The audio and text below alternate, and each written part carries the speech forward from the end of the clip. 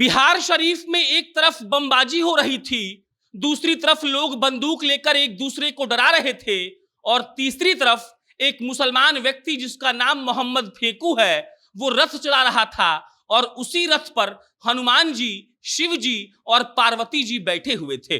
बिहार शरीफ में रामनवमी के दिन जिस दिन हल्ला हुआ, एक तरीके से झगड़ा झंझट हुआ, दो समुदाय के बीच स्थिति तनावपूर्ण हो गई।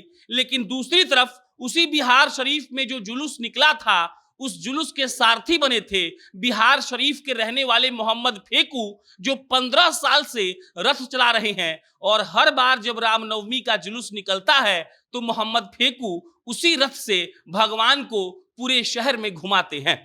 कई खबरें आपने पढ़ ली होंगी और सुन ली होगी कि सासाराम में, नालंदा के बिहार शरीफ में खूब झड़प हुआ है, गोली तक चल गई है, एक आदमी की मृत्यु भी हो गई है। लेकिन ये खबर हमने आपको इसीलिए बताना जरूरी समझा ताकि आपको भी समझ में आए कि सामाजिक सौहार्द बनाकर रखना क्यों जरूरी है।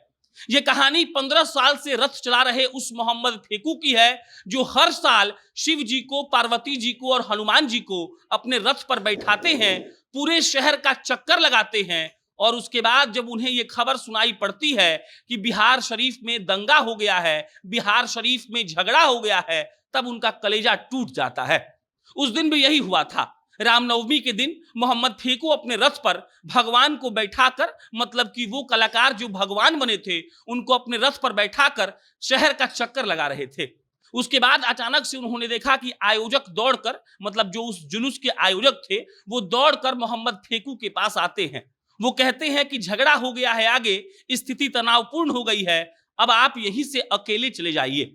मोहम्मद फेकू के रथ पर बैठे जो भगवान लोग थे, मतलब कि जो कलाकार थे, उनको आयोजकों ने उतार लिया और उसके बाद वो भीड़ वहां से चली गई और अकेले मोहम्मद फेकू अपना रथ लेकर आगे बढ़ने लगे।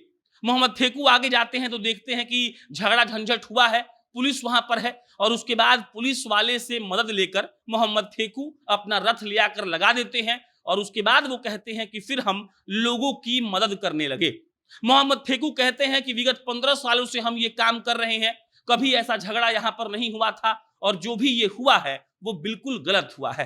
वो कहते हैं कि हमारा तो रोजी रोटी यही है, हम रथ चलाते हैं, हर धार्मिक आयोजन में जाते हैं, चाहे वो हिंदू का हो, मुसलमान का हो, सिख का हो, ईसाई का हो, ऐसा कोई आयोजन नहीं है जहां पर हमको बुलाया नहीं जाता है। लेकिन मोहम्मद फेकू जो बिहार शरीफ में हुआ था उसको लेकर एकदम उदास थे, परेशान थे।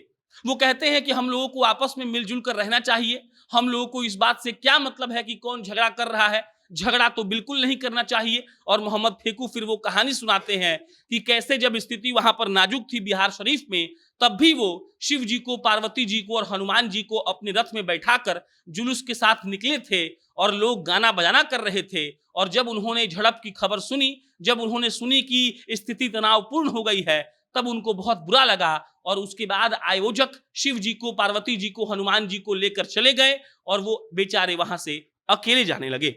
बिहार शरीफ के रहने वाले मोहम्मद फेकू यही काम करते हैं, आम दिन में तांगा चलाते हैं, रथ चलाते हैं और जब कोई आयोजन होता है, कोई धार्मिक पर्व आता है, तब उनके रथ को बुक किया जाता है और मोहम्मद फेकू उस रथ के सारथी बनकर उसके पीछे जो धार्मिक आयोजन होता है उनके लोगों को बैठाकर घुमाते हैं और इसीलिए उनको सब लोग जानता है। मोहम्मद फेकू एकदम नाराज हैं, उनको बुरा लग रहा है, उनको लग रहा है कि ऐसा बिल्कुल नहीं होना चाहिए था जो हुआ है और वो सोच रहे हैं कि आखिर वो कौन लोग थे जिनके चलते पूरा बिहार शरीफ बदनाम हो गया। बाकी मोहम्मद फेकू की कहानी आपको जाननी इसलिए जरूरी है ताकि आपको मालूम चल सके कि समाज में अभी अच्छे लोग हैं जो बढ़िया काम कर रहे हैं और ऐसा नहीं है कि समाज के सारे लोग सिर्फ उन्माद फैलाना चाहते हैं। बाकी आपकी क्या प्रतिक्रिया है कमेंट बॉक्स में लिख के दीजिएगा। हम फिर जल्दी मिलेंगे। बहुत बहुत धन्यवाद।